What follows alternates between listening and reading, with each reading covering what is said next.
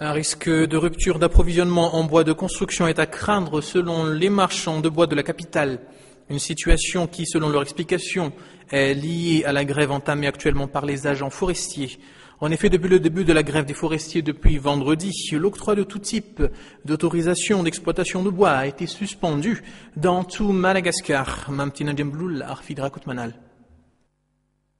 La grève du syndicat des corps des forestiers et de l'administration forestière se durcit depuis lundi, selon le président du syndicat ce jour. En effet, aucune de leurs revendications n'a été jusqu'à présent satisfaite, malgré une rencontre qui s'est tenue avec le ministre de l'Environnement lundi dernier. Par conséquent, aucune autorisation n'a été délivrée depuis vendredi, notamment les permis de coupe ainsi que les permis d'exploiter pour les coupes au niveau des zones de plantation. Les laissez-passer ainsi que les autorisations de transport sont également bloquées et enfin aucune autorisation d'exportation n'a été octroyée depuis la semaine dernière, a souligné le président du syndicat.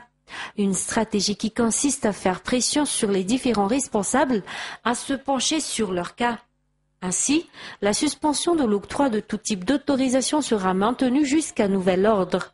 Le président du syndicat de préciser qu'il ne pense pas encore à effectuer un service minimum pour le moment.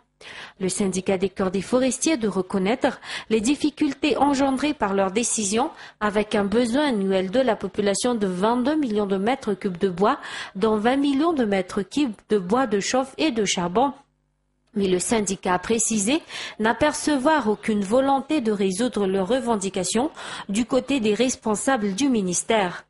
Une décision qui est effective sur tout le territoire malgache, selon toujours le syndicat des corps des forestiers et jusqu'à nouvel ordre.